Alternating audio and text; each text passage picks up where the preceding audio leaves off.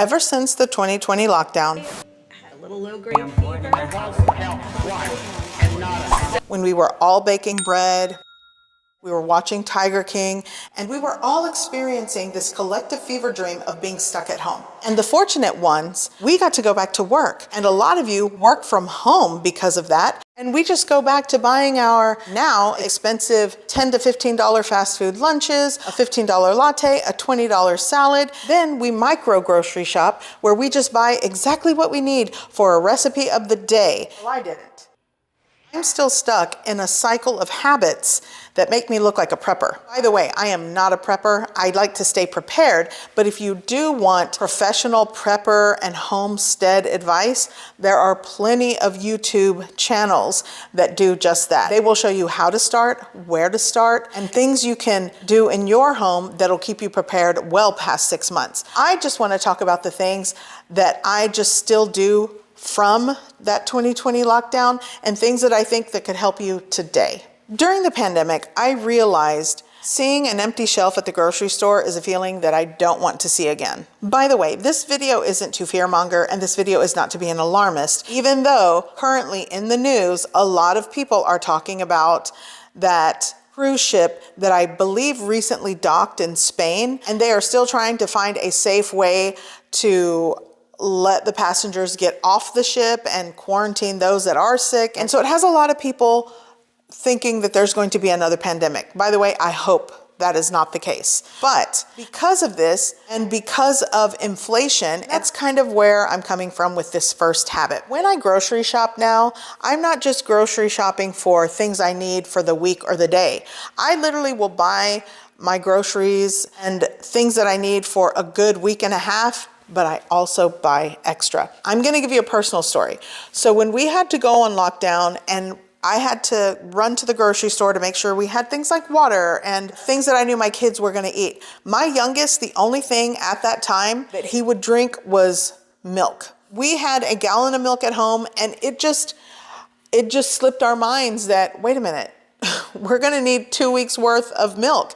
And so by the time we thought about it and went back to the grocery stores, because remember, even the grocery stores were completely closed. Everyone had to stay home. Businesses were not open. My husband ran to the grocery store, completely wiped out of milk. By the way, remember when everybody panic bought toilet paper? I mean, what a time. So he ran to a gas station because no one was there, and he thought, I know this gas station carries like eggs and milk and things like that. So he went and he got the last 2 half gallons, and we basically emptied out a little bit of the half gallons because the expiration date was like in 2 days, and we put it in the freezer. At that time, a lot of us didn't know what was gonna go on.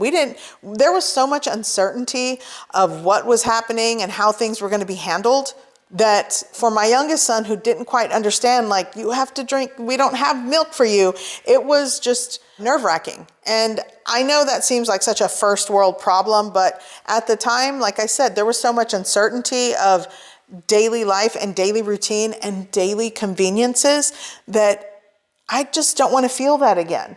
Because I think a lot of the conveniences that we implement in our life, if we don't have that, a lot of us are just ill prepared for those moments. If I go to the grocery store and let's say I want beans because I'm going to make something with beans, I'll buy a package of beans, but if I see it on sale, I'll grab 2 extra. And for those of you that follow me, probably saw the recent video, the things that I'm quietly stockpiling. In that video, I show you how I kind of have like this emergency stash. Now, is it going to last me for like 6 months to a year? Probably not, but it's the best that I can do right now with the information that I have. A piece of broccoli, corn tortilla, and one other thing. Prices increase so drastically, I just don't know which way to look and what to buy. So this is another reason that when I go to the grocery store, I'm not just shopping for whatever I'm gonna make for dinner or for lunch or breakfast. I literally buy extra, not only to have it on hand for an emergency stash or an emergency situation, basically to get it at a good price, because that price will totally be different by the following week. By the way, that brings me to another habit, gardening. I want to preemptively say that I do not have a green thumb, but I recently started a garden, and I actually now have discovered that rabbits like tomatoes.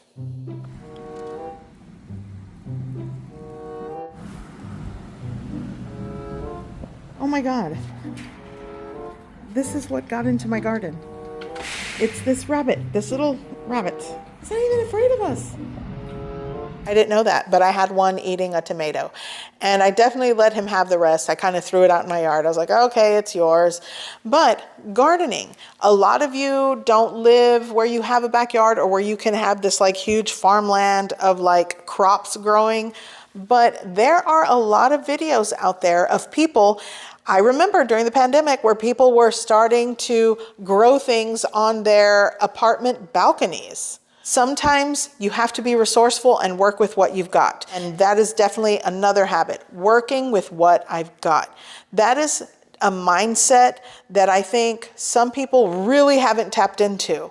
And working with what you've got and being resourceful, there's so many ways to have little to just make something. And here is another habit. A lot of you that follow me have seen my better than or copycat recipe videos where I recreate restaurant favorites or fast food favorites. It taught me something, that I can recreate recipes from restaurants and fast food chains, and it tastes so much better.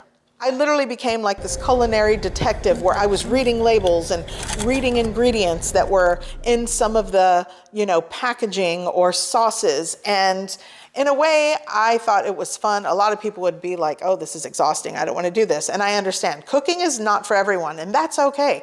But recreating restaurant favorites and fast food is something I literally do today. For example, my son loves the McChicken. He loves McDonald's chicken nuggets. I recreated that during the lockdown. I recreated chicken McNuggets. I even recreated the sweet and sour sauce and the McChicken. I'm going to recreate that crispy, golden, crunchy coating on a chicken patty, and it's homemade perfection. Another habit, and this one is probably not as important, but I still make whipped Dalgona coffee.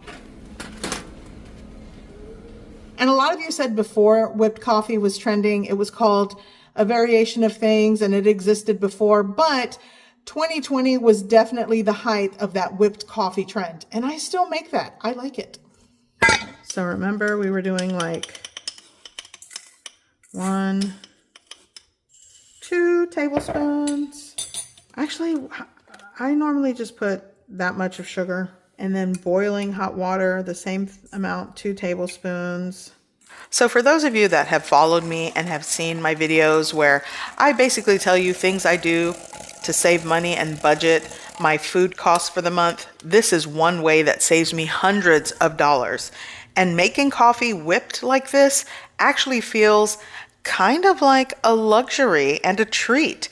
So it's something that I never stop doing. It's something that I'll still continue to do because it just saves me money. If you're watching this video and you're thinking, oh, you're just living in fear, don't live in fear. Oh, okay, you can call it what you want. I'm not trying to spread fear or make you fearful of what may or may not happen. This is literally me remembering a time in my life when I had to be resourceful, when I probably could have prepared better, and I just implemented that going forward.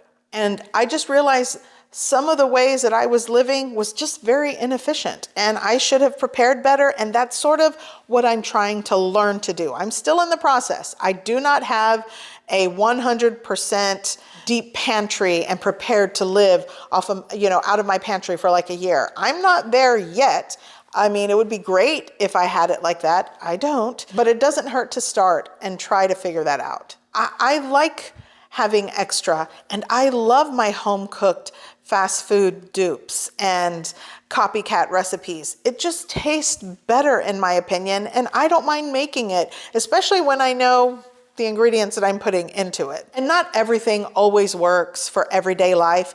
I just like to implement and keep things that works for me. So, for my people that are still making sourdough because you learned it in the pandemic, and for those of you that are still stockpiling water, I mean, I get it.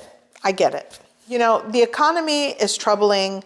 Every day there's breaking news. It gives me whiplash. So I guess what I'm trying to say is I just want to stay ready, do the best I can when I can.